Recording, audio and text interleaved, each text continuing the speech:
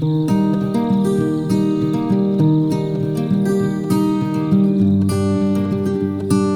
I'm Steve Manning. I'm a key account manager with New Farm. I'm here today with Craig Bell from Elders Murray Bridge, in the heart of the, I suppose, horticulture and broadacre metropolis of South Australia. Belly, if you just perhaps introduce yourself, what your role is and where you work. Yep, my name's Craig Bell, or Belly.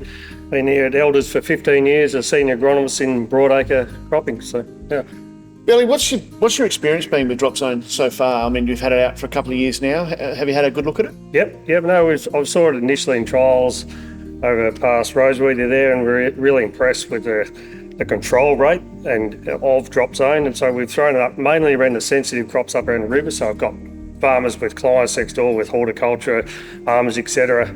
So the low drift aspect of Dropzone is where it really comes in. So summer of 22, coming off a really wet harvest, we had some big brassica weeds, hoyland coming through, cape weed, a few marshies. So mixed Dropzone at a litre with 1.5 of DST and got excellent results. I think the pull down power of the Dropzone really complemented the DST. Obviously had grass weeds, hence we needed the DST, but the accommodation was excellent. So couldn't speak more highly. Yep. No, you mentioned that, and you've mentioned it in a few different situations. What have been the standouts for you? Is it just that pulling down power capability, or? I think the pull down power, and obviously as we talk about the low drift of Dropzone, because in that sensitive area, that's where we need to come to it. I've used like other products, copper 475, where we've got less sensitivity, but when you're close-handed neighbours, low odour, low drift, it's just at the forefront. We're trying to preserve our group 4s as we can, and if we don't have any off-target drift, they're going to last a lot longer. So,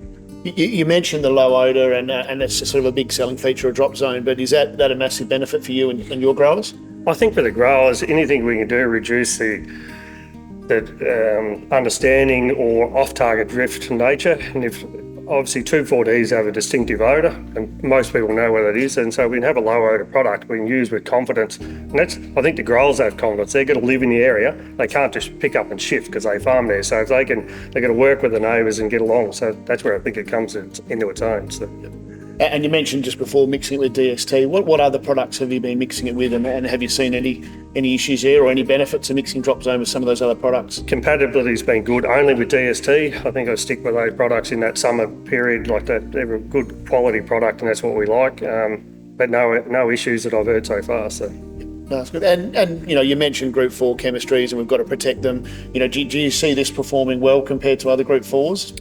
Yeah, I think it's about that droplet optimisation. We're getting the product on the target. So obviously we're in somewhat marginal area at times, so we don't want to use more than we have to. So with the confidence to use the amount to get to the product or get to the plant is what we're looking for. So I think we'll use it more and more. Like obviously we're limited with good spray days anyway. So to have the ability to use this is a real benefit. Thanks, Craig. Really appreciate you taking some time out of your day, and thanks for sharing your experience with Dropzone with us. No problem. Thank you.